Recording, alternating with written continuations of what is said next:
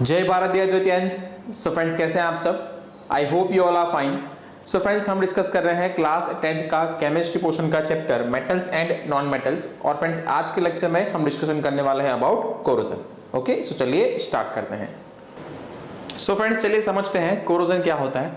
सो देखिए, the eating up of metals by the action of air and moisture और chemicals such as an acid on their surface is called corrosion। क्या होता है friends, हमारे metal की surface जो होती हैं उसके ऊपर एयर का या फिर बोले मॉइस्चर का या फिर बोले एसिड जैसे केमिकल्स का जब अटैक होता है तो वहां पे हमारा मेटल जो है उसको कुछ नुकसान पहुंचता है, उसको हम बोलते हैं कोरोजन।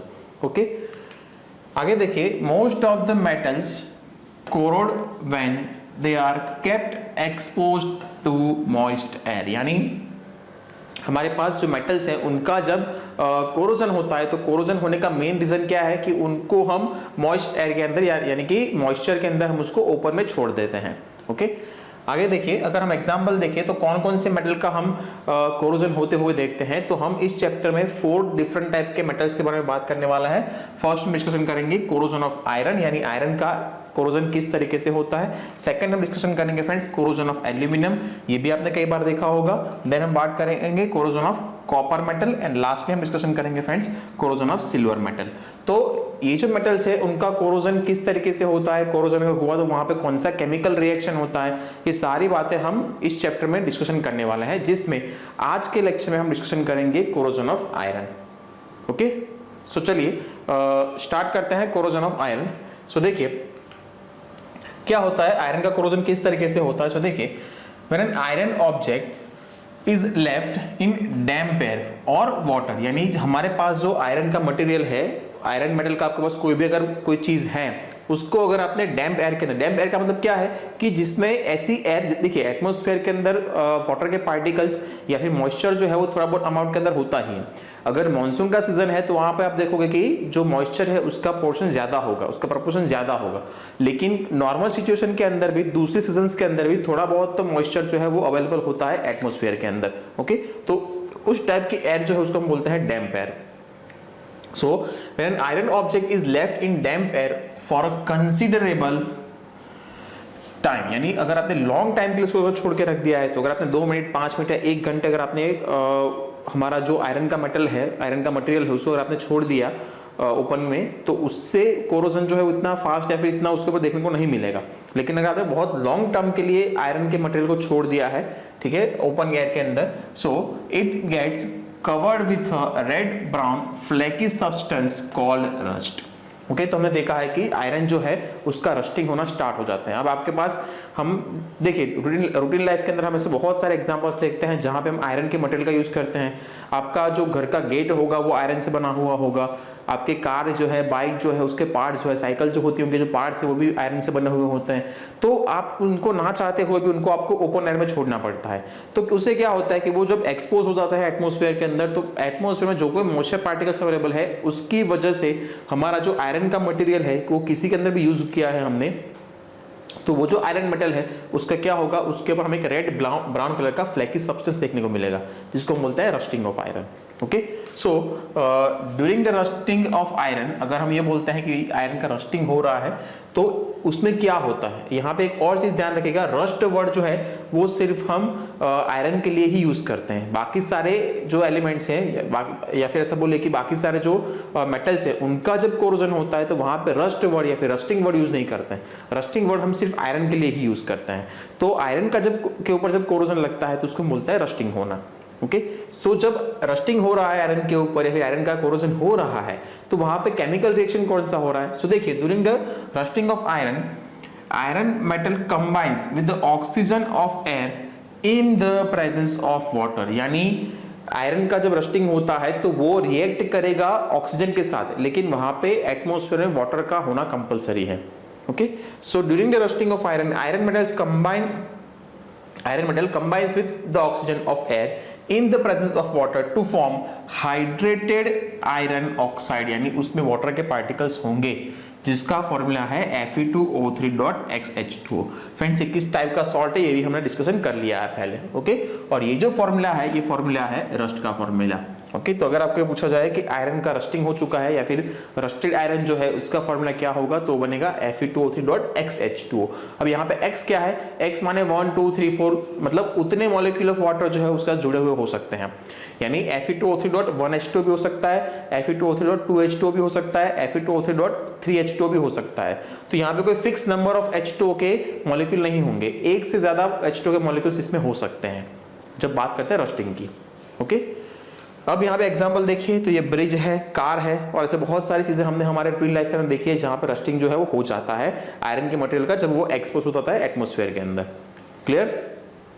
सो यहाँ पे किस ध्यान रखिएगा, ये सारे जो आप रस्ट जितने भी जहां पे देख रहे हैं वो सब क्या है, Fe2O3.xH2O। अब x का मतलब क्या है, उसमें एक से ज्यादा वाटर के मॉलिक्यूल्स है वो हो सकते हैं। डन। चलिए अब आगे बढ़ते हैं और यहाँ पे बात करेंगे conditions necessary for rusting of iron, यानी अगर आयरन का रस्टिंग होना है तो वो उसके लिए कुछ कंडीशंस होती हैं, यानी ऐसे ही अगर आपने एटमॉस्फेयर में जो आयरन उसको छोड़ दिया तो वहां पे कौन सी कंडीशन रिक्वायर्ड है उसका रस्टिंग होने के लिए। तो फ्रेंड्स देखिए, 2 conditions are necessary for rusting of iron. 2 condition होती हैं। कौन सी 2 कंडीशन? तो देखिए, first is presence of air, यानी कि ऑक्सीजन। अब एयर का प्रेजेंस होना यानी एटमॉस्फेयर के अंदर या फिर आपने किसी भी जगह के ऊपर आपका आयरन का मटेरियल रखा हुआ है तो उस आयरन के रस्टिंग होने के लिए वहां पे ऑक्सीजन का रिक्वायर्ड ऑक्सीजन का होना बहुत ज्यादा जरूरी है। और सेकंड है प्रेजेंस ऑफ वाटर, यानी इन द मॉइस्चर के फॉर्म में भी वाटर हो सकता है और लिक्विड फॉर्म के अंदर भी आपके पास वाटर हो सकता है। तो यहाँ पे किस समझिएगा कि अगर आयरन के पार्टिकल का या फिर आयरन के मटेरियल का अगर रस्टिंग होना है तो उसके लिए दोनों चीजें होनी कंपलसरी है। एटमॉस्फेयर के अंदर या फिर एयर के फॉर्म में आपके पास ऑक्सीजन होना चाहिए और साथ में वहां पे वाटर भी अवेलेबल होना चाहिए। वो वाटर गैसियस स्टेट में भी हो सकता है, वो वाटर जो है लिक्विड स्टेट के अंदर भी हो सकता है, लेकिन दोनों कंपलसरी है। अगर दोनों में से एक ही अवेलेबल है, दूसरा अवेलेबल नहीं है, तो वहां पे आयरन का रस्टिंग नहीं होगा। फिर से बात को समझिए, जब आप रस्टिंग की बात कर रहे हैं आयरन की तो वहां पे 2 कंडीशन रिक्वायर्ड है, first is oxygen and second is water. Okay तो अगर रस्टिंग होना है किसी आयरन के मटेरियल का तो उसके लिए दोनों होने जरूरी है। दोनों में से अगर कोई एक भी अवेलेबल है तो भी आयरन का रस्टिंग नहीं होगा, दोनों होना कंपलसरी है। अब इस बात को एक्सप्लेन करने के लिए मैं यहाँ पे आपको एक एक्सपेरिमेंट बताऊंगा, लेकिन उससे पहले एक और बात समझिए, that damp air alone supplies both the things air and water. जैसे मैंने आपको पहले बताया कि डैम्प एयर का मतलब क्या है, एटमॉस्फेयर के अंदर वाटर के पार्टिकल्स कुछ तो होते ही हैं। अगर मॉनसून का सीजन है तो वहां पे आपको बहुत ज्यादा अमाउंट में मॉइस्चर देखने को मिलेगा, ठीक है। अगर नहीं है तो उस कंडीशन के अंदर भी, नॉर्मल सिचुएशन के अंदर भी कुछ अमाउंट ऑफ वाटर के मॉलिक्यूल तो एयर के अंदर होते ही हैं, तो उसको हम बोलते हैं डैम्प एयर। तो अगर डैम्प एयर की बात करें तो डैम्प एयर के अंदर दोनों ही चीजें मिल जाएगी आपको, ऑक्सीजन भी मिल जाएगा और वाटर के पार्टिकल्स भी मिल जाएंगे। Okay so damp air alone supplies both the things air and water required for rusting of iron. इसलिए आपने अगर ओपन में आयरन के मटेरियल को छोड़ दिया है लॉन्ग टर्म के लिए, तभी भी आपके आयरन के मटेरियल का रस्टिंग होना हो सकता है, मतलब उसके ऊपर अगर डैम्प एयर में वो अवेलेबल है तो, ठीक है। अब चलिए इसको समझने के लिए कि दोनों चीजें या फिर दोनों कंडीशन रिक्वायर्ड है, उसको समझने के लिए हम यहाँ पे एक एक्सपेरिमेंट करते हैं। उसमें हम क्या करते हैं फ्रेंड्स, उसके अंदर हम ले लेते हैं 3 टेस्ट ट्यूब्स। ओके तीनों टेस्ट ट्यूब के अंदर हम रखने वाला है फ्रेंड्स आयरन की नेल। अब यहाँ ध्यान से देखिए, मैं यहाँ पे तीनों में रखा हुआ है आयरन का नेल। ओके फर्स्ट जो टेस्ट ट्यूब है उसके अंदर हम फिलअप करेंगे फ्रेंड्स एनहाइड्रस कैल्शियम क्लोराइड। क्या फिलअप करेंगे, एनहाइड्रस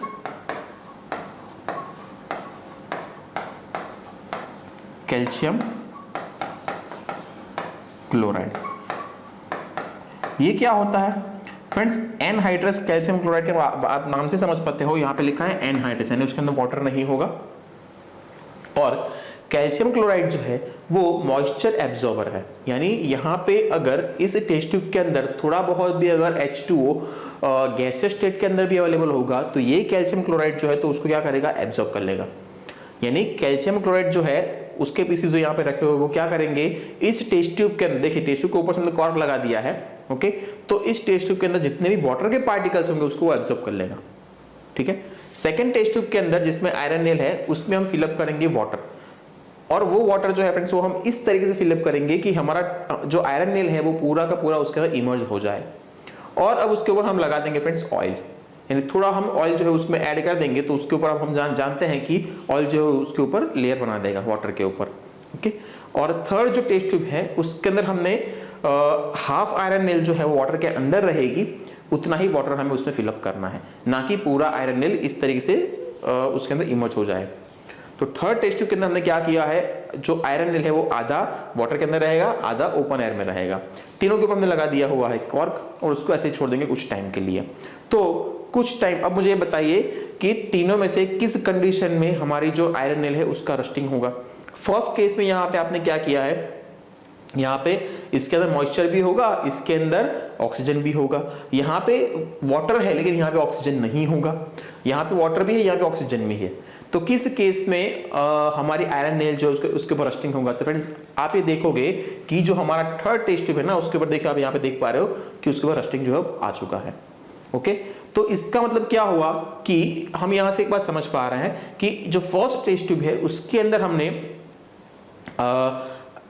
कैल्शियम क्लोराइड लिया हुआ है। अब ये क्या करेगा, इसके अंदर जो ऑक्सीजन के पार्टिकल्स होंगे वो तो ऐसे रहेंगे, लेकिन इसमें जो मॉइस्चर है, इसमें जो H2O है वो सारा ये एब्जॉर्ब कर लेगा। तो आयरन नेल जो है वो मॉइस्चर और ऑक्सीजन दोनों के साथ में कांटेक्ट में नहीं आएगा। सेम वे यहाँ पे जो आपने लगा दिया है ऊपर ऑयल का लेयर, तो ऊपर जो ऑक्सीजन है उसके कांटेक्ट में आपका आयरन नेल जो है वो नहीं आएगा। आपका आयरन नेल जो आता है सिर्फ वाटर के कांटेक्ट में। यहाँ पे आपका आयरन नेल जो है वो सिर्फ ऑक्सीजन के कांटेक्ट के अंदर है, यहाँ पे आयरन नेल जो है वो सिर्फ वाटर के कांटेक्ट के अंदर है। यहाँ पे ऑक्सीजन नहीं मिल रहा है, यहाँ पे वाटर नहीं मिल रहा है, लेकिन इस सिचुएशन में वाटर भी मिल रहा है और ऊपर ऑक्सीजन भी है।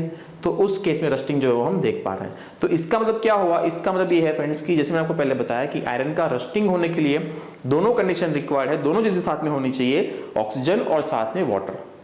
क्लियर। अब इसको समझते हैं। देखिए, rusting of iron does not take place in air alone. ये फर्स्ट जो हमने टेस्ट ट्यूब लिया वहां से भी समझ पाते हैं, उसको हमने वाटर के कॉन्टेक्ट से दूर कर दिया है। तो क्या हुआ कि सिर्फ एयर के होने की वजह से या फिर सिर्फ ऑक्सीजन के होने की वजह से जो आयरन नेल है उसका रस्टिंग नहीं होगा। Second, rusting of iron does not take place in water alone, जैसा हमारे पास है टेस्ट ट्यूब नंबर 2 के अंदर। ओके, आगे देखिए, rusting of iron takes place in the presence of both air and water, यानी दोनों अगर चीजें अवेलेबल है तभी आपका आयरन नेल जो है उसके ऊपर रस्टिंग हमें देखने को मिलेगा। ओके, नेक्स्ट पॉइंट देखिए friends, rusting of iron objects can be prevented if damp air is not allowed to come in contact with iron objects। बहुत सिंपल चीज है फ्रेंड्स। देखिए, आयरन जो है वो बहुत सारी जगह पे यूज होने वाला मेटल है।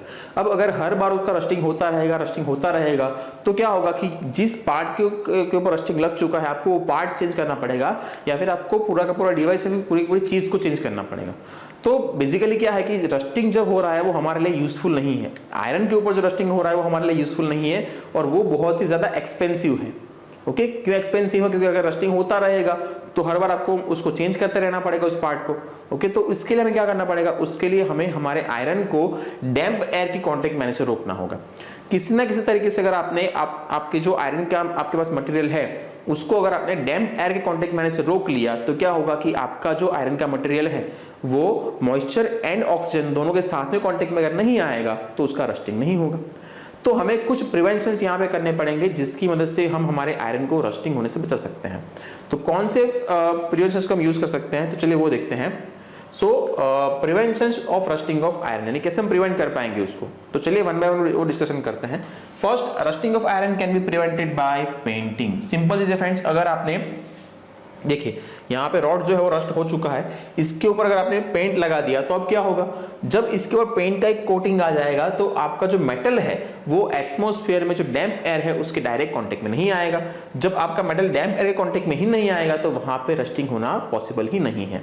ठीक है, इसलिए आपका जो मेटल का चीज आपने बनाया हुआ है, ये यहाँ पे ग्रिल है, ओके, तो उसका जो लाइफ स्पैन है वो क्या हो जाएगा, इंक्रीज हो जाएगा। ओके, तो एक सिंपल मेथड है, पेंटिंग करके हम हमारे आयरन के मटेरियल को रस्ट होने से बचा सकते हैं। ओके, सेकंड हम क्या कर सकते हैं, तो सेकंड पॉइंट है, rusting of iron can be prevented by applying grease और ऑयल। ग्रीस या फिर ऑयल का अगर हमने कोटिंग लगा दिया तो सेम चीज जैसा पेंटिंग में होता है वैसा यहाँ पे भी होगा। क्या होगा, देखिए आपने साइकिल की चेन को कई बार ऐसे किया होगा, उसके ऊपर ऑयल लगाया हुआ, नाउ ऑयल एंड जो ग्रीस है ना वो एज ए लुब्रिकेंट भी एक्ट होते हैं यहाँ पे, लेकिन मेन चीज इसमें ये भी है कि इसके ऊपर जब आपके पास यहाँ पे आयरन का कोई मटेरियल है मान लीजिए और इसके ऊपर लेयर आ चुका है ऑयल का या फिर ग्रीस का, तो क्या होगा कि जो अंदर वाला आपका जो आयरन का पार्टिकल है या फिर आयरन का जो मटेरियल है वो सीधा डैम्प एयर के कॉन्टेक्ट में नहीं आएगा।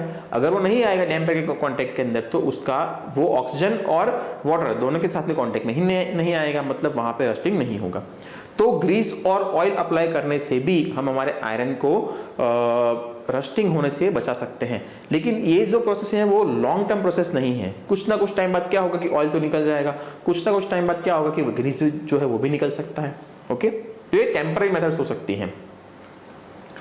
थर्ड पॉइंट है friends, rusting of iron can be prevented bye galvanisation. ये एक परमानेंट मेथड हो सकता है फ्रेंड्स, इसको हम बोलते हैं गैल्वेनाइजेशन। अब क्या करता है इसके अंदर, सो देखिए, the process of depositing a thin layer of zinc metal on iron objects is called galvanisation.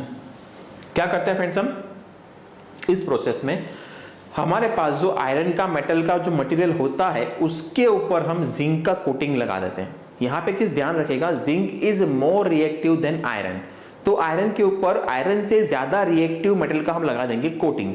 तो उससे क्या होगा, सिंपल चीज है फ्रेंड्स, अगेन बात को समझिए कि ये हमारे पास आयरन का ब्लॉक है, इसके ऊपर अगर मैंने लगा दिया हुआ है यहाँ पे जिंक का कोटिंग, तो इससे क्या होगा कि जो यहाँ पे डैम्प एयर है, यहाँ पे जो O2 के पार्टिकल्स है, यहाँ पे जो H2O के पार्टिकल्स है, उसकी कॉन्टेक्ट में मेरा ये लेयर तो आने वाला है ही नहीं। यहाँ पे जो नीचे मेरे पास यहाँ पे आयरन के मॉलिक्यूल्स हैं, सॉरी जो एटम्स हैं, वो दोनों के कॉन्टेक्ट में आएंगे ही नहीं। जब आयरन के एटम H2 और O2 के कॉन्टेक्ट में ही नहीं आएंगे तो उनका रस्टिंग नहीं होगा।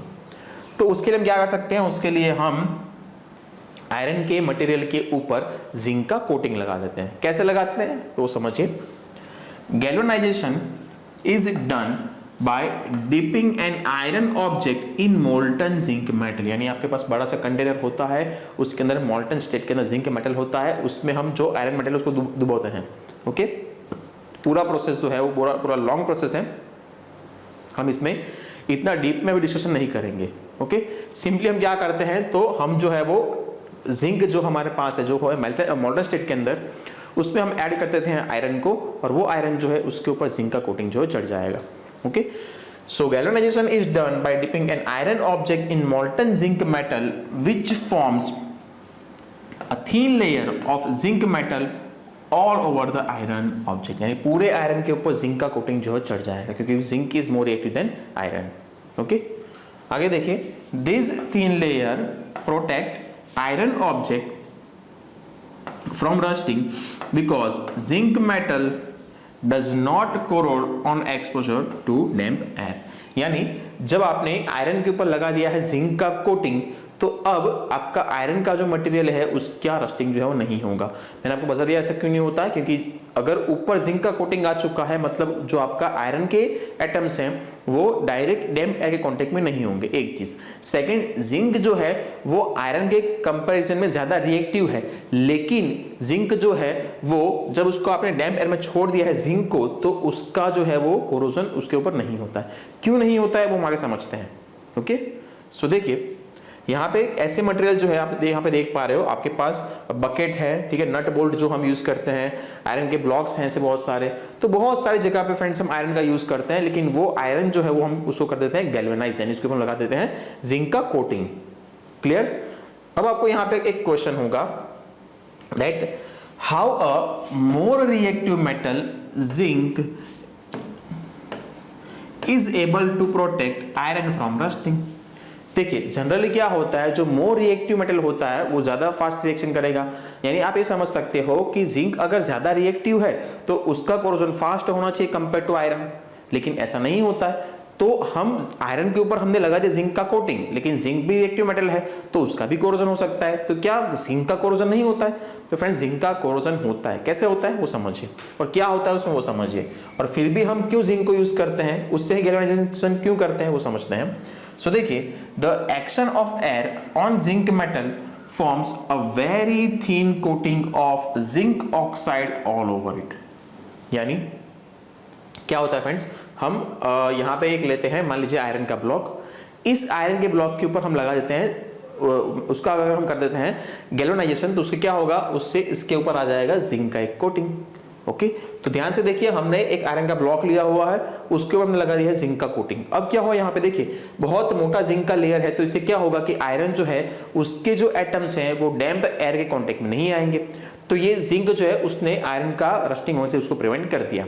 लेकिन क्योंकि जिंक भी ज्यादा रिएक्टिव है कंपेयर टू आयरन, तो उसका भी रिएक्शन हो सकता है डैम्प एयर के साथ, ओके, और उसका भी रस्टिंग हो सकता है। तो ऐसा नहीं होता है क्या? ऐसा होता है, जिंक का भी रस्टिंग होता है, सॉरी जिंक का भी कोरोजन होता है, लेकिन वहां पे क्या होता है कि जब जिंक का कोरोजन होता है तो जिंक के जो सबसे ऊपर के लेयर के ऊपर जो जिंक के एटम्स होंगे ना, वो एटम्स एटमॉस्फेयर में जो ऑक्सीजन है उसके साथ रिएक्शन करके वो भी फॉर्म कर देंगे जिंक का ऑक्साइड।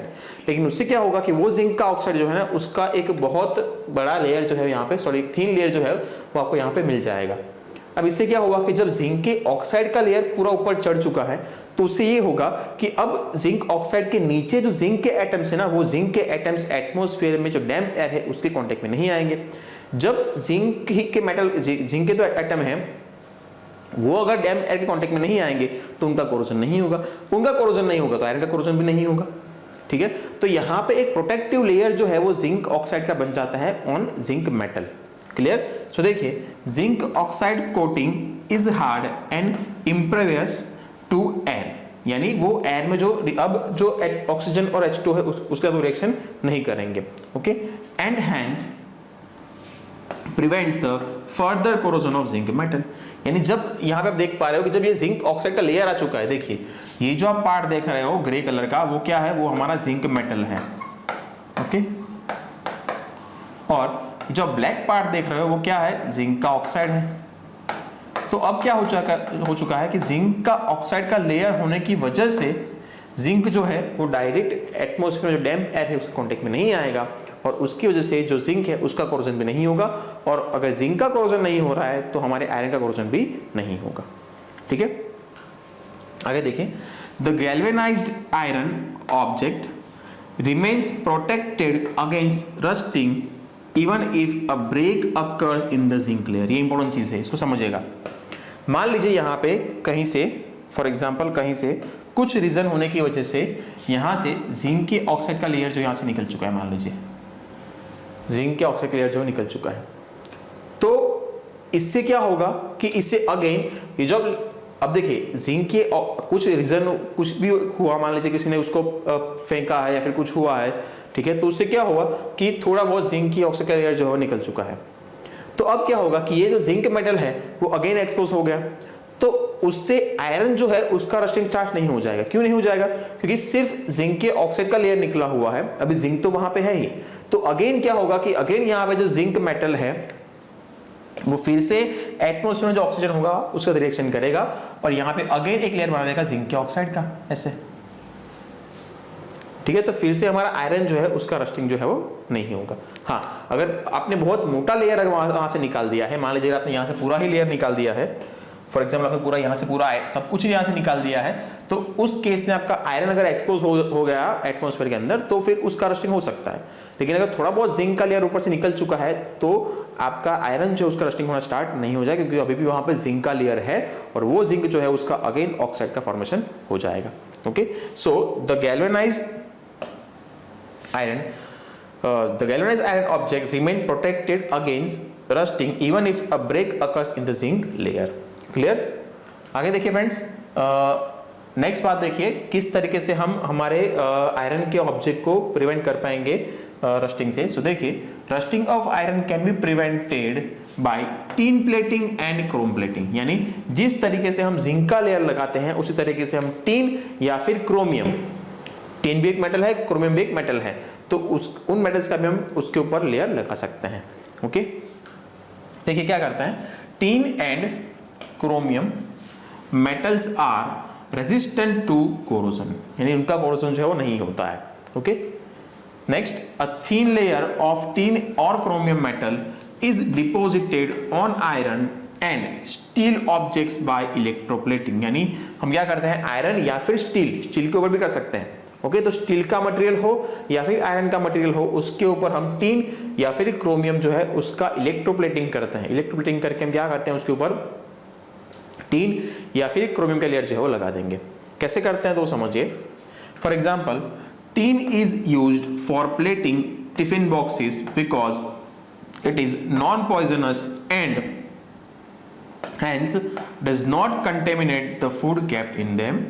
ओके, यानी कई बार क्या करते हैं, यहाँ पे जो आप टिफिन बॉक्स दे रहे हो वो बना हुआ है आयरन के मटेरियल का, लेकिन इसके ऊपर हमने टीन का प्लेटिंग कर दिया है, यानी टीन जो है उसका लेयर लगा दिया है। उससे क्या होगा, उससे ये होगा कि अब देखिए टीन का लेयर क्यों लगाते हैं, टीन का लेयर इसलिए लगाते हैं क्योंकि टीन जो है वो नॉन पॉइजनस मेटल है।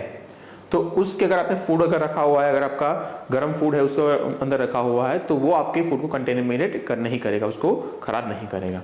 ओके, नेक्स्ट क्रोम प्लेटिंग हम कहाँ पे यूज करते हैं, तो बहुत सारी जगह पे देखा होगा। Chrome plating is done on taps, bicycle handle bar, car bumpers made of iron और स्टील। यानी आप यहाँ पे देखो कार का बम्पर है, ओके, बाइसिकल का हैंडल बार है, बाइक का हैंडल बार भी बनाते हैं इससे, टैप्स हैं, तो इन सब के ऊपर ये सारे बने हुए हैं आयरन से फ्रेंड्स, लेकिन इसके ऊपर हमने क्रोमियम का लेयर लगा दिया है जिसको हम बोलते हैं क्रोम प्लेटिंग। इससे क्या होता है, देखिए इसकी सरफेस जो शाइनी हो जाएगी तो लुक में भी अच्छा लगेगा और साथ में रस्टिंग से भी आप आयरन को प्रिवेंट कर पाओगे। ओके, नेक्स्ट देखिए fifth point, rusting of iron can be prevented by allowing it to make stainless steel. यानी हम क्या करते हैं, हमारा आयरन जो है उसके अंदर कार्बन और उसके साथ कुछ और चीजें ऐड करके स्टेनलेस स्टील को फॉर्म कर देते हैं। स्टेनलेस स्टील क्या है friends, it is an alloy. Okay, अब एलॉय क्या होता है तो इसके बारे में हम आगे चलते हुए डिटेल में इसी चैप्टर के अंदर डिस्कशन करेंगे। तो ये भी एक हो सकता है चीज कि हमारा आयरन का ऑब्जेक्ट जो है उसमें से अगर हमने स्टेनलेस स्टील जैसा अगर कोई एलॉय फॉर्म कर दिया तो उससे आयरन जो ऑब्जेक्ट है उसका रस्टिंग नहीं होगा। एलॉयज क्या होते हैं इसके बारे में हम डिटेल में आगे डिस्कशन करेंगे। ओके, सो फ्रेंड्स आज के लेक्चर में हमने डिस्कशन किया कि रस्टिंग क्या होता है, कोरोजन क्या होता है, किस मेटल्स का कोरोजन हो सकता है। उसमें हमने बात किया कि आयरन का अगर आपके पास मटेरियल है तो उसके ऊपर रस्टिंग किस तरीके से होता है और उसको हम किस तरीके से प्रिवेंट कर पाएंगे। आने वाले लेक्चर के अंदर फ्रेंड्स हम जो दूसरे मेटल्स हैं उनका कोरोजन किस तरीके से होता है उसके बारे में डिस्कशन करने वाले हैं।